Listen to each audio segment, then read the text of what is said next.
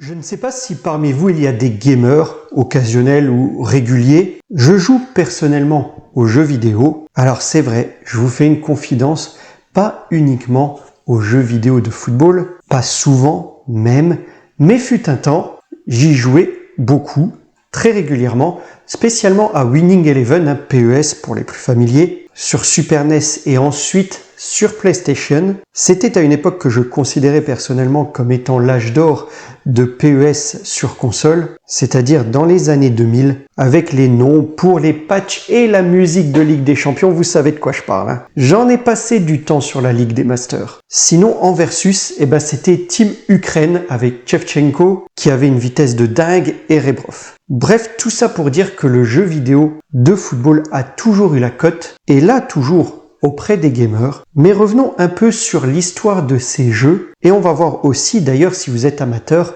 les jeux de gestion, parce que si vous êtes amateur de jeux vidéo et de football, et évidemment que vous voulez faire une croix sur votre vie sociale, faut se le dire, hein, eh bien mettez-vous à Football Manager, c'est une dinguerie, j'adore. Mais dans ce cas, n'oubliez pas que vous êtes un humain et que vous devez au moins aller aux toilettes et vous nourrir.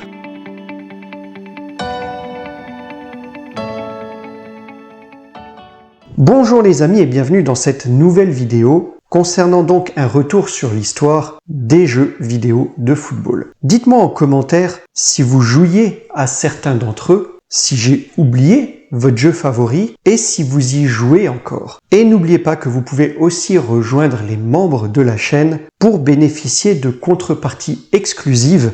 C'est sous la vidéo avec le bouton rejoindre.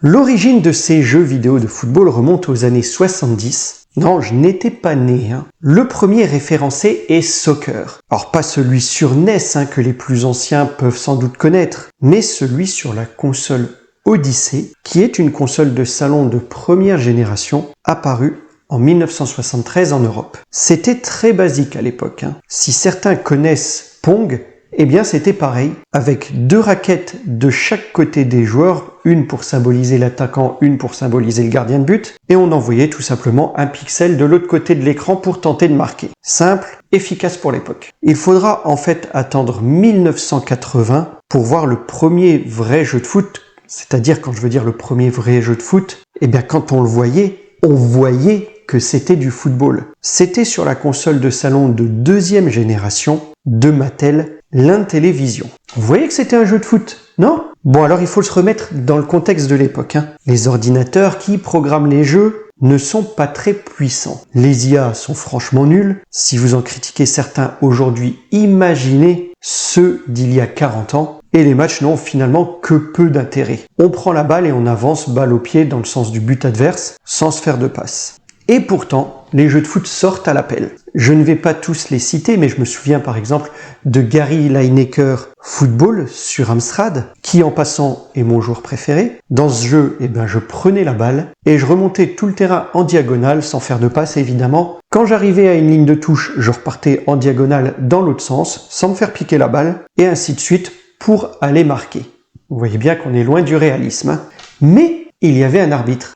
Le premier qui se démarque en réalité est une institution puisque c'est Kickoff. Il sort en 88 sur Amiga et Atari ST. La balle ne colle pas au pied du joueur, grand changement, et on peut la shooter dans différentes directions et avec un dosage de la puissance. Bien qu'à cette époque, c'était Soccer sur NES qui me faisait rêver, juste à cause de l'animation quand le joueur marquait. Il ne fallait pas grand-chose, mais à l'époque, il n'y en avait pas beaucoup.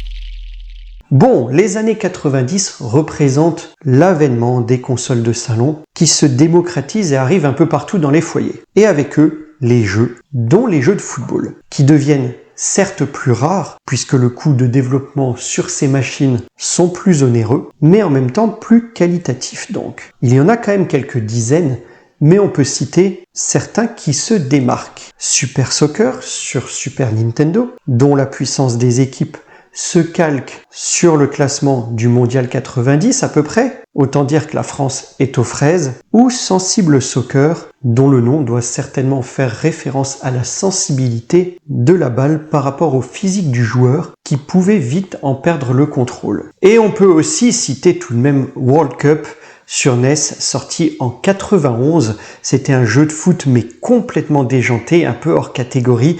Chaque équipe avait un tir spécial, c'est ça qui l'a caractérisé, où on pouvait envoyer la balle de différentes manières, soit la balle se dédoublait, soit la balle partait avec un rayon de feu. Enfin, c'était très très rigolo à voir. On pouvait blesser les joueurs adverses qui se mettaient devant la balle. Enfin, j'ai passé beaucoup d'heures sur ce jeu de foot et ceux qui y ont joué doivent certainement s'en souvenir. Il a marqué une époque, il a marqué surtout les joueurs du début des années 90. Et c'est aussi au milieu des années 90 que les mastodontes arrivent. EA Sport, c'est again.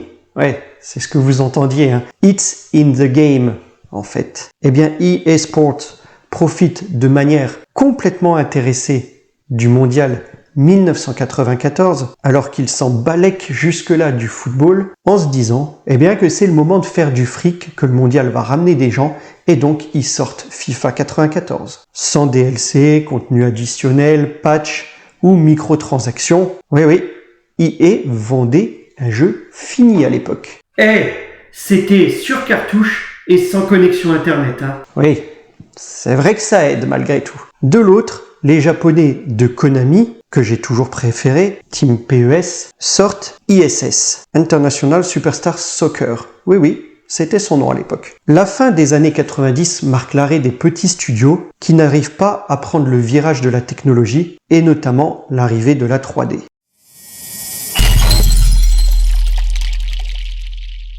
Et c'est la fin donc de certaines licences comme Sensible Soccer, alors que d'autres opus d'ISS et de FIFA inondent le marché, et Virtua Striker de Sega, les salles d'arcade. Je ne sais pas d'ailleurs si ce dernier, je n'ai pas vérifié, était sorti sur console, moi je le connaissais surtout en salle d'arcade, dites-le moi en commentaire. Je sais par contre effectivement que beaucoup de mes pièces à l'époque sont passées dans le monnayeur de ces salles. Qui se souvient d'International Superstar Soccer Deluxe?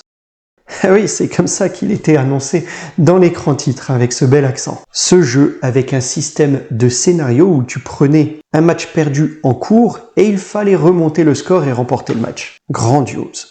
Mais c'est ISS Pro Evolution Soccer sorti en 99 qui fait entrer le jeu dans une autre dimension. Une vraie simulation de foot avec l'apparition de la League Master que j'indiquais en introduction. FIFA lui, continue à progresser d'année en année avec la proposition de championnats très complets, profitant des licences et donc des vrais noms. Ils se permettent même de vendre une édition Coupe du Monde 1998 avec seulement les équipes nationales que seuls les pigeons achètent. Bon, il y avait les commentaires de Thierry Gilardi et l'intro de Shumba Wamba. Et rien que pour ça, ça vaut tout l'or du monde.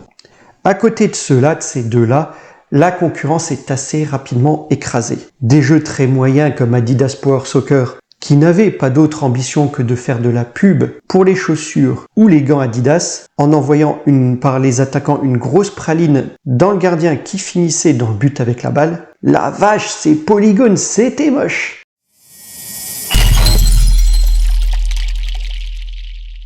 On arrive dans les années 2000 et c'est dans ces années 2000 que se livre réellement la bataille entre FIFA et ISS Pro 2, renommé cette fois-ci PES. Attention, ISS, International Superstar Soccer, continue à être développé en parallèle par un autre studio sous la coupe de Konami, mais s'essoufflera et devant la concurrence de FIFA, le studio japonais concentrera tous ses moyens sur PES. C'est ce dernier qui rencontre le succès populaire grâce à ses graphismes et à son réalisme, alors même qu'il ne disposait pas des licences officielles. Mais bon, pour certains, c'était pas un réel problème. On pouvait à l'époque trouver un moyen de patcher le jeu, mais vous le savez. PES 3 marque d'ailleurs une réelle différence face à son concurrent FIFA. On doit doser ses passes et ses tirs, alors que dans FIFA, tous les tirs partent au but. Je vous ai parlé de Sega avec Virtua Striker tout à l'heure. Celui-ci essaye de suivre, propose d'autres opus, essaye de s'adapter laborieusement, mais abandonne finalement en 2006. Et malgré la domination de FIFA et PES, d'autres essaient. On voit sortir un bon jeu d'ailleurs, Le Monde des Bleus, ou d'autres, moins prestigieux, mais finalement aucun ne perdure. Les débuts des années 2010 marquent l'inversement de la tendance. PES se désaxe du réalisme qui faisait pourtant sa gloire, sa force, et FIFA s'améliore, intègre de nouveaux systèmes de jeu avec le célèbre FUT, un FUT. Ah, ça y est, les transactions d'Electronic Arts. Et PES, donc, commence à prendre du retard. C'est à cette époque que moi, personnellement, j'ai lâché les jeux de foot. En tous les cas, ce genre de jeu de foot. J'y reviendrai. FIFA, en plus, a une surface financière plus importante que Konami et assure un marketing agressif. Ils deviennent leaders du genre. Si bien qu'au fil des ans, et surtout chez les jeunes, on ne connaît même pas PES. Au milieu des années 2010, PES, surtout avec l'opus 2015, propose de très beaux graphismes réalistes, mieux que FIFA d'ailleurs, et ajoute un mode de jeu en s'inspirant du célèbre FUT, mais ce n'est finalement que de la poudre aux yeux et ne rattrape pas FIFA, même si ce dernier stagne et se fait critiquer. Et c'est la tendance fin des années 2010. PES s'améliore petit à petit, alors que FIFA stagne. Au début des années 2020, PES devient eFootball PES avec une compétition online, mais ouais, c'est bof. Et FIFA continue à subir des critiques et se met même en danger avec son mode FUT qui crée des addictions de dépenses financières. Il y a des mastodontes, mais il n'y a plus de plaisir. En tous les cas, pour moi. Konami propose maintenant eFootball en free-to-play. EA arrête son partenariat avec FIFA, qui va d'ailleurs peut-être sortir son propre jeu, et EA sort EA Sport FC, mais franchement, je ne suis pas non plus convaincu. Dites-moi ce que vous en pensez. J'ai l'impression, comme je le disais en introduction, que l'âge d'or des jeux vidéo de football est passé et se situait au début des années 2000. Mais c'est peut-être un discours de vieux con réac, dites-moi. En tous les cas, moi j'attends le renouveau qui viendra, je pense, à mon avis, d'un autre studio que Konami ou Electronic Arts. Mais pour pouvoir s'imposer sur ce marché, il va falloir être solide alors, ou proposer un tout autre style de jeu. Et on en vient au jeu de management.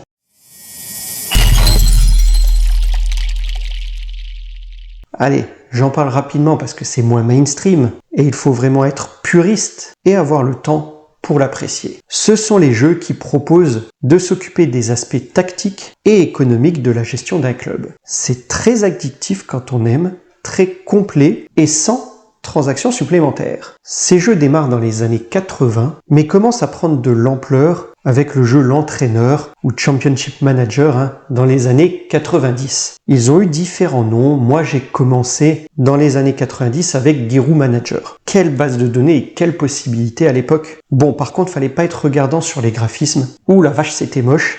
Et la représentation du match, on se serait cru à l'époque des premières consoles de salon. Mais l'intérêt n'était pas là. L'intérêt était de monter une équipe, et peu importe laquelle, il y en avait tellement, la gérer et lui apporter la gloire. Je me souviens même que je me suis occupé à un moment de l'équipe de Cherbourg. Il y a eu beaucoup d'opus, et puis il y a eu les Football Managers, dont les développeurs sont ceux qui, à l'origine, avaient participé au projet de Championship Manager. Ils ont quitté le studio et ont fondé leur propre studio Sport Interactive. On garde la même recette, on l'améliore et on élargit encore la base de données. Pour l'anecdote et appuyer ce que je disais en introduction, sur la fin de votre vie sociale avec ces jeux, je vous mets en garde, eh bien en 2012, il est cité comme étant une des causes dans de nombreux divorces au Royaume-Uni. Ce jeu a une telle influence et une telle précision que de nombreux clubs pro l'utilisent dans le cadre de leur recrutement grâce à des mises à jour de milliers de bénévoles dans le monde. Certains joueurs ont été découverts dans le jeu avant même qu'ils n'explosent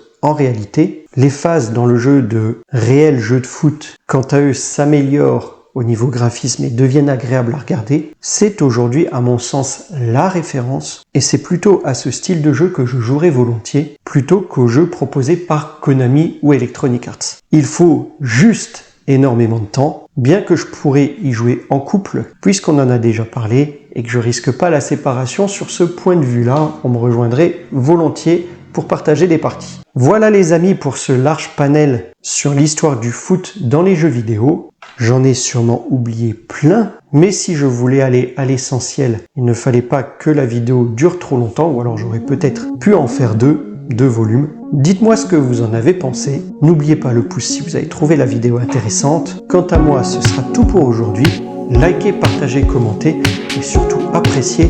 Et je vous dis à très vite pour une prochaine vidéo. Portez-vous bien les amis. Au revoir.